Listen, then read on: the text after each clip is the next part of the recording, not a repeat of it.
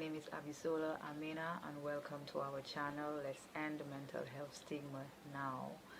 I really started this channel in order to provide some sort of support for people like myself who are either recovering from mental illness or who are in the throes of fighting for their own lives in their own battle against some type of mental health disorder or another.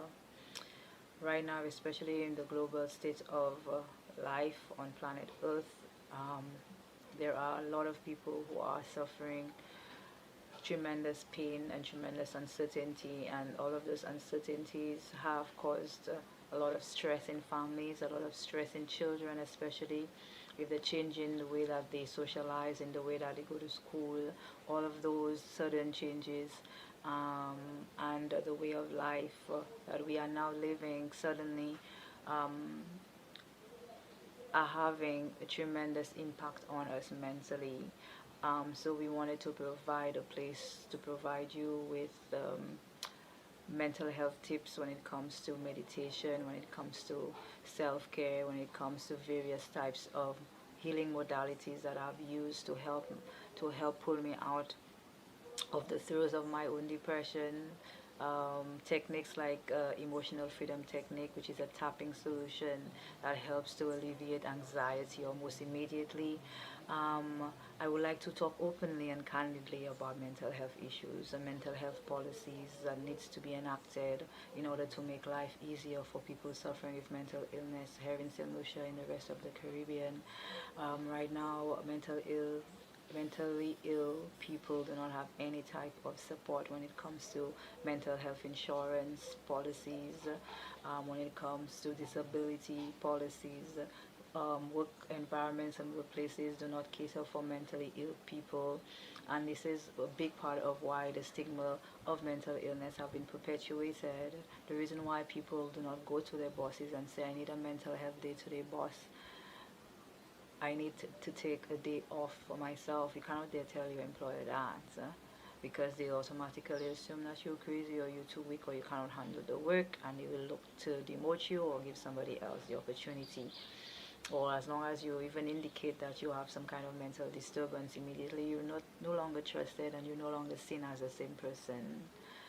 Mental illness is heart-wrenching. I would like to share candidly and openly about what I went through, even my experience, and how going into a mental institution saved my life. Literally has given me a whole bunch of life skills that I did not have before, emotionally intelligent skills that I did not have before, different types of scenarios now I could maneuver through that I could not before. So going to a mental health institution is not the end of the world. It can be the beginning of a new life for you, and that's what has happened in my case. So don't be afraid of getting help. Don't be afraid of asking questions. Don't be afraid of calling your doctor and telling your doctor exactly how you're feeling. Be honest. Okay, people go to doctors all the time for their physical ailments. When something doesn't feel right physically, you go to the doctor. So why is it still taboo that we go to a mental doctor if you're not feeling well mentally? It makes no more sense to me. Let's break the stigma. Let's be more sensitive and empathetic to the sensitivities of mental health. It is so hard going through mental illness already, and above it all, to have to go through the stigmatization, the discrimination, the name calling, the ostracization, the laughing behind your back. It's dreadful. Going through my own mental illness really opened up my eyes. This is really a spiritual awakening that I did go through. I will never be the same person I was before this experience, and I'm happy that I went through this now in retrospect. I almost died. I almost lost my very life. So right now, everything in life means a lot to me. I live life with meaning now. Don't allow the stigma and people's opinion and what people say about you prevent you from saving your own life. Find a will to live. Choose yourself. Choose your future, even if you don't see a future. For a long time, I did not see a future. I did not want to live. But look at me now. I have actually started a YouTube channel. Do you know, when I was in the mental institution, your weekly evaluation, they ask you, give a reason for which you want to live, worth living for. And I came across my evaluation documents recently as I was doing some research, and guess what I discovered?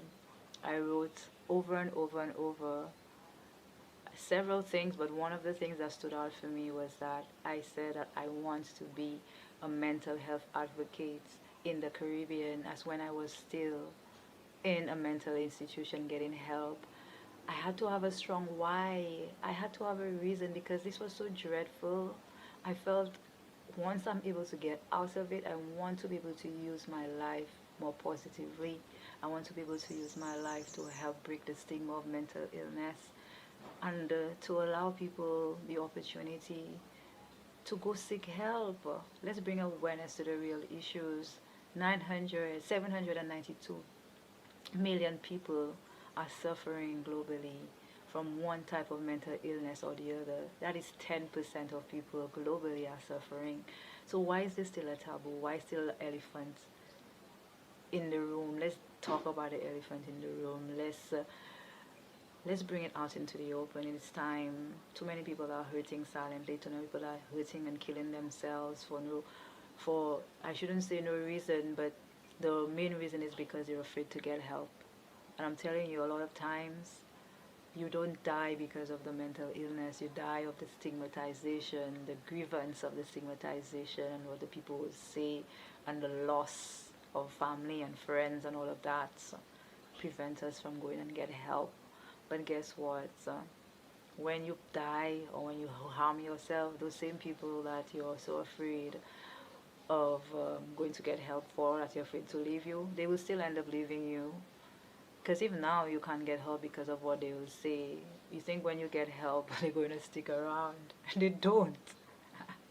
So I'm saying this not to, when I'm laughing, not to trivialize the experience. I'm laughing because I overcame all of that, and I want to be able to share those experiences with you and to show you how to gain your mental toughness when you're in the throes of depression, and how to do it step by step until you're able to alleviate those symptoms and get back your life, and then to kick stigma in the face and say no matter what people say, I'm still going to get help. I don't care, I choose myself first. So join us, subscribe, like, go join us on our Facebook page. Let's end mental health stigma now. Let's join the movement. Let's together help change mental health policies. There are not many mental health policies and mental health supporting systems within the Caribbean right now, or within St. Lucia. We would like to provide this channel as a respite, a reservoir of information, so that people, the wider public, as well as people suffering and the caregivers of people who are suffering from mental illness. We can't forget the people who stay with us. We can't forget the people who did not leave. We can't forget and be grateful for those who stuck by us. So we like to provide, again, support for everybody in all walks of life, okay, to get some kind of respite on our channel, and to also help us to raise awareness in a for a very, very worthy and tremendous cause, which is breaking and ending the taboos and the stereotypes, discrimination, and the stigma of mentally ill persons. So thank you again for joining, and I'll see you on the next video.